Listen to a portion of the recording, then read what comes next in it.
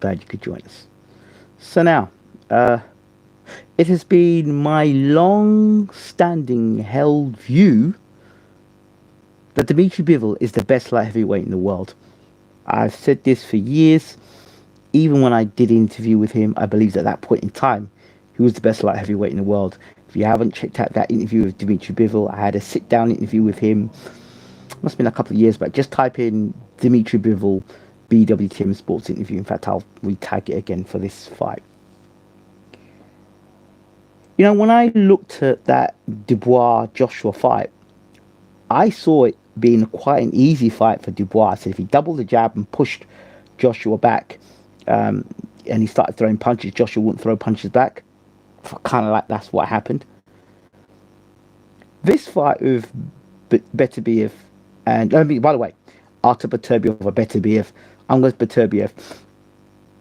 Artur Beterbiev, I've always liked the fighter, just raw brute power, caveman style. But he's good. 19 fights, 19 knockouts. I was very concerned for Anthony Yarde when he fought Beterbiev, because not only that Beterbiev hit so hard and so accurate, is that he was going to find holes in Yarde's defense. And when that happened, it was curtains for Yarde, because I don't think Yarde would be able to make the adjustments. And we saw in the fight, when Beterbiev actually started landing the hurtful shots, he was hurting Anthony every round until the fight was stopped. He's that big a puncher. And I don't dispute his punching power for 1 second. But in the breakdown of his fights, you've seen him get hurt a lot. You've seen him get dropped in fights. But you've seen him get hurt, dropped in fights, but come back and win fights. Against guys, I think, that don't box as well as Dmitry Bivol. Dmitry Bivol is one of those guys who hits and doesn't get hit too often. That's his style. He reminds me almost like a fencer. He gets in, does his business, gets out. Gets in, does his business, gets out. Beterbiev is very different. He gets in and wants to stay there so you can land punches. He can land punches to cause damage. Yeah? I'll take 2, but if I land my 1, you're in trouble. So now, tonight, this fight here. Hold on, sorry. Let me just do this a second.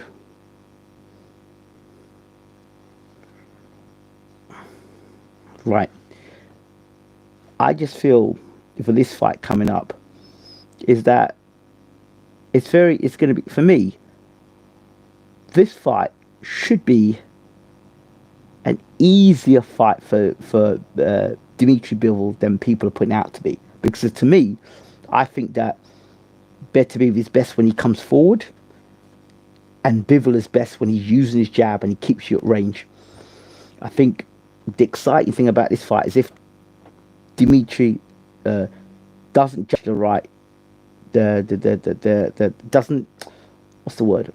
if he doesn't judge the range right, and he allows Beterbiev to get in on his chest, that's where a problem can be. But I see that's less likely because Bivol's got great footwork as well. He's got the jab, he's got the right hand, he's got the left. He punches well. He punches very well. And he punches hard. He punches hard enough to stop Beterbiev in his tracks, catch his attention and hurt him. I actually don't think Beterbiev can walk him down as easy as that. I think what's going to happen is, because at times Beterbiev can be clumsy, a slow starter. And the thing as well with him is that he can be timed. He can be timed coming in. Uppercuts, straight right hands, and he's got caught with punches against guys who are no way near the class of boxer that Bivol is. So the opportunities that other fighters of lesser ability have had against Beterbiev, right? I think that Bivol can capitalize on those mistakes and force a stoppage. I really do. I think he can stop the momentum of Beterbiev, be able to get the positioning to throw the shots.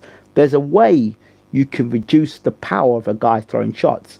So if you're constantly keeping the guy off balance and you're landing your shots and keeping him off balance, which Bivol is he's an elite boxer, he's able to do that. He's able to keep Beterbiev at the end of the jab, right? And hit him with right hands coming in and tie him up and the referee break and go again. And he starts to frustrate Beterbiev. Bivol can start to frustrate Beterbiev, and as he frustrates him, clips him with good shots. And he starts to frustrate him, clips him, and makes him make mistakes.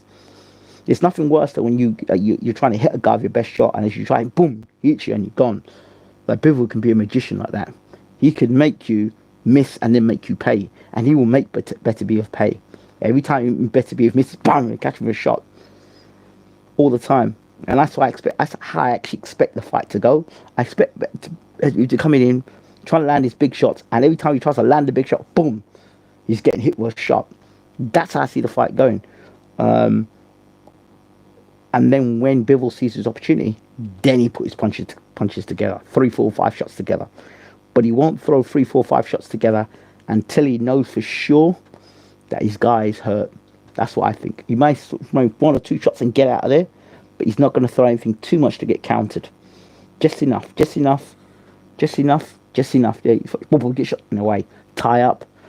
Maybe throw 2 or 3 if he needs to get himself out of a situation, or put himself into a position. And he'll set traps as well. So I'm expecting Bivol to stop Beterbiev, actually. I'm looking at age as well and wear and tear. So I'm expecting Bivol to take advantage where other fighters of lesser ability have been unable to. It's 19 fights, 19 knockouts, but none of the guys that Beterbiev has fought has got the punching power, stroke, boxing ability. See, like, with all due respect, Yard can punch, but he hasn't got the boxing IQ of a Bivol, right? So Joe Smith can't box. He's a brawler, right? Callum Johnson was a huge puncher, but wasn't fit for the fight. And you saw what Callum Johnson did to Beterbiev, right? Beterbiev. You saw what he did. So, and Callum Johnson wasn't fit for the fight. He came in and fought a round in a year. Not exactly the most dedicated. And then he hurt Beterbiev, right? But Arthur got up and won. That's because Callum Johnson ran out of stamina. Bivol will be fit. He'll be strong. He'll have good footwork. His footwork win this fight. Not punching power, footwork. Because you can't hit what you can't see, or you can't hit what you can't reach. And I just think that jab and then right hands are going to go better be a fits. I really do. So it's boxer versus boxer, puncher versus puncher. I don't see a lot of boxing with Beterbiev. I see a lot of guys scared of getting hit by him, and that won't be the case with Bivol. Really won't be the case. It's just technical, it's just technical ability that I think Bivol's got. Bivol can fight off the front foot, he can fight off the back foot. He's defensively sound. He's what I call like a fencer. A fencer is a guy that he goes, come in and get out, come in and get out, move to the sides. He's got good lateral movement. He's used to guys coming at him. He can do that. He can be the aggressor, but he can also be the guy that can take it and get away. So Beterbiev is not going to punch any faster than Canelo. He may hit harder than Canelo, but he's not going to be he can't fight the pace of Canelo. That punching, no, he can't. Beterbiev can't fight that pace. So he can't come out like a steam train throwing 100 punch around. You can't do that. Not at his age, you can't do that. So the longer the fight goes for Bivol, the better. Because I think the longer the fight goes, then our friend's going to be looking, in terms of gas and lungs. Because you get frustrated, you start getting hit. That's mentally draining. You're getting hit and you can't land your shots. You're getting hit and you can't land your shots. And later the fight, you're trying to go and push the fight. And of course, as you're trying to push the fight, you leave yourself more and more open to getting caught. And that's how I see this fight going. I expect Bivol to take an early lead in this fight. I expect Beterbiev to try and get back into the fight. And then walk onto something. At some point, walk onto something. And it be the beginning of the end. That's how I see the fight. I could be wrong.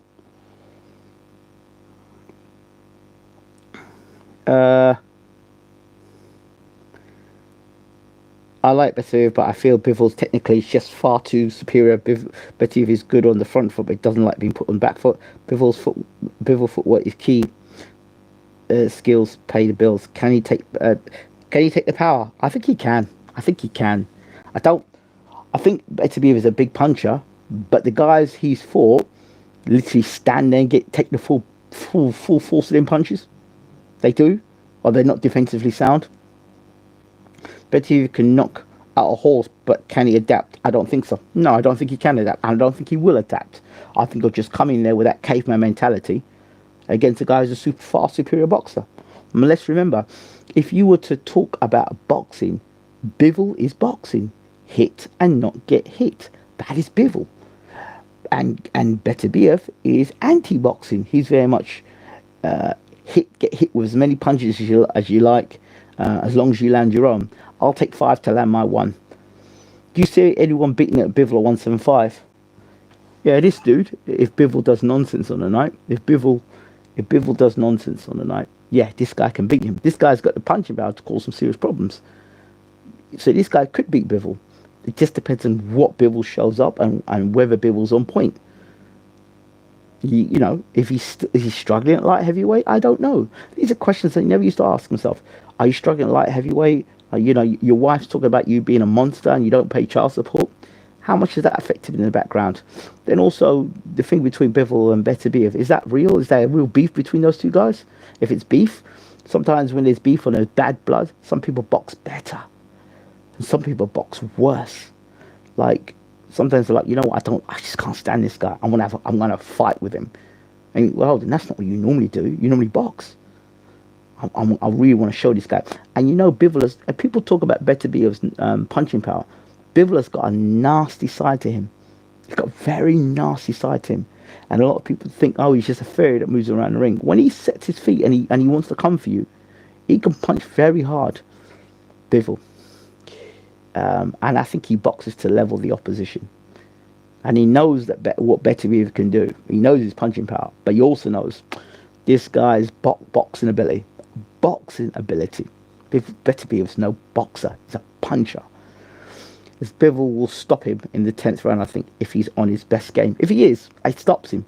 He might even stop him quicker than that, because I don't think Beterbiev's got the best chin in the world. He's got a good chin, but I think his punching power gets him out of a lot of trouble. Do you understand? Like, how to explain to you? Because he punches so damn hard, right? You may hurt him, but you're worried about getting hurt yourself, because you may have already been clipped by something. You understand? And when you've got a fighter like that, whose defense is his attack, and his attack is his attack, it's something. And that's what Beterbiev makes him so dangerous. You know, that's what makes him so dangerous. He's been knocked down a few times in his career from coming in too openly. I agree. Bill's a robot, just can't be stopped, but he's a robot. Jack says, I feel like this fight is pretty predictable. Both fighters, the way they always are. Okay, all right, Jack, fine. Knocked down a few times in his career from coming in too openly on this event. That's what I'm saying to you. He's one of these dudes you can catch as he's coming in, and you can counter him, and Bivol could counter punch. So I just think this literally is the brawler versus the boxer puncher. But Beterbiev's not a boxer. He's a puncher. The puncher with gloves, yeah. Master's a boxer, because the real master boxer is Bivol.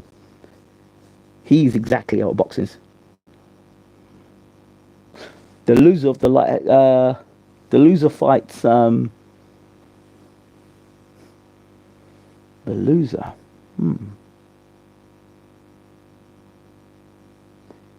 The loser, that's a good question. The loser moves up to light heavy cruiserweight. The loser moves up to cruiserweight and says that they're drained of weight and they can't make it no more.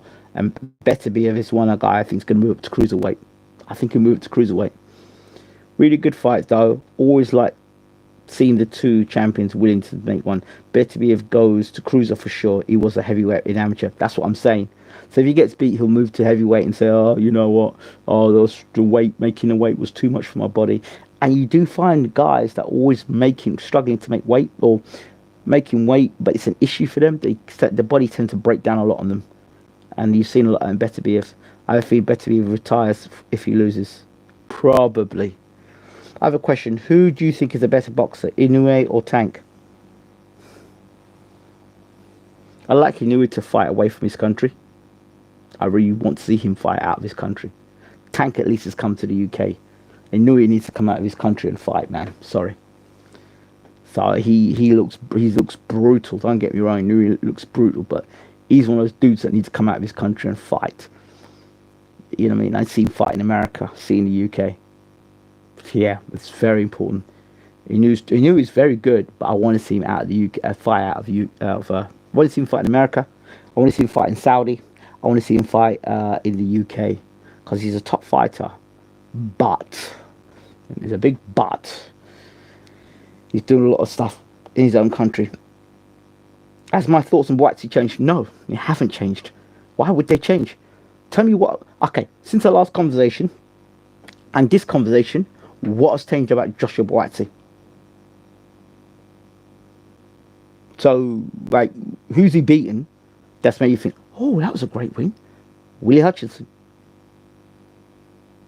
Craig Richards. I just still hear British. And for a man of his ability, or supposed ability, my man should be like a world champion, or at least like a #1 contender, fighting a #2 contender. That's where Boatsy should be now. What changed with Boatsy? He's got more fuller beard now. But I don't know. Bro, I don't know. I don't know. All I know is that when you talk about Joshua Boatsy, he's a guy that's fighting at a certain level for too long. You shouldn't be going life and death struggles with flipping Craig Richards and then getting caught and tagged by guys like Willie Hutchinson. Really? No. Stop it, people. Stop it. Yeah, he has. He's poor matchmaking one, but where's the desire for you to improve? And even in that fight, Hutchinson had him going. Hutchinson had Boatsy going in that fight. That's Hutchinson. Imagine he fights a real puncher. One who's gonna like put their fist right through his head. That like a Bivol or Beterbiev. Are you crazy? Boatsy is still too easy to hit. And yes, he does. One thing I would say he's improved on is his body work. Is he at the right weight? I don't know. But I'm not impressed. I mean, he's steady Eddie. But that's it. He's not. Tell me what Boatsy does is so good. If you can tell me what makes him so good, that you say, yeah, this guy's the best light heavyweight in the world. Or he's in the top 3 of the world, genuinely, not by governing bodies that are just fed up of him in the rankings and want to give him a ranking. Yeah, he does have punching power. I would say he's got some punching power, but his last 2 fights, he went to points with Richards, did he not? And he went to points now with Willie Hutchinson. That's telling me something. And he hasn't demolished these guys. So that tells me he's leveling out, and he's leveling out at British level, and he consistently fights at this level. Boatsy needs to be thrown deeper, and I see where he's leveling at. Exactly. He's agile. Flipping, and I'm agile, mate. Flipping, I'm sure you're agile in the bedroom, mate. Agile don't mean nothing, does it? I mean, yeah. I mean that's not exactly a you're working in like the best thing in the world, best fighter in the world. He's agile. That doesn't say much about a guy who fought in the Olympics and was touted as the best prospect in the world and one of the best light heavyweights in the world, is it? Let's be honest. So if you're just saying he's agile, he has confidence and self-belief. Yeah, has he? Really? Yeah, I can have confidence and self-belief if I keep fighting at British level. He goes, yeah, I'm agile in the bedroom for 2 minutes and I'm gassing. Well, that's my point. Exactly. How about Usyk and Fury rematch? What's your take? My take is Fury cannot get out of the way of the left hand. Every time Usyk threw the left hand, Fury's a sucker for it. And if he can't get a left hand before, the left hand before, he will get a new and improved left hand in the rematch. Boatsy versus Yard, make fight next to, they said, Emirates fight. Listen, it's the battle of the best of Britain, isn't it? It's the best of Britain. I think Yard has a good chance of beating Boatsy because he throws such good right hands, straight right hand. He's got the punch for Boatsy, but I like Boatsy's bodywork. That's why I train my right hand to be agile too, Cameron. When the 2 minutes are up with a lovely friend. That fight doesn't sell out Emirates. Nah, of course he doesn't sell out Emirates. Excuse me, can I still ask the question about Anthony Yarde? He's coming back. But yeah, what is the substance behind Anthony Yarde? I love Anthony, man. I love him. I'll go home to watch him fight. But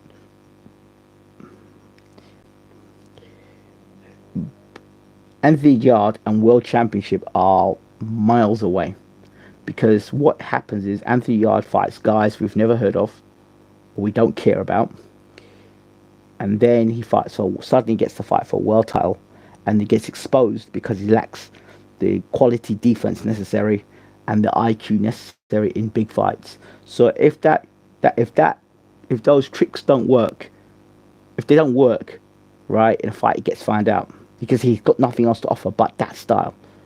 He's one dimensional. He's got that style, and that is it. And people expecting Yarde to do something else. So if he isn't able to deliver with the style he's got, then he literally is fighting with just strength, brute strength, and at the highest level, that doesn't work. I think he's more of a hype man instead of actual trainer today. I think the proof in the pudding is in the eating, isn't it? Where's Yarde? He's chilling red hot, but Yarde's fighting on the undercard of. It's an undercard of boxers on the next undercard. He's boxer fighting on. What's your thoughts on the heavyweight division if Usyk beats Fury? What else does he have to achieve, and where does Fury, Joshua, and Wilder fit in?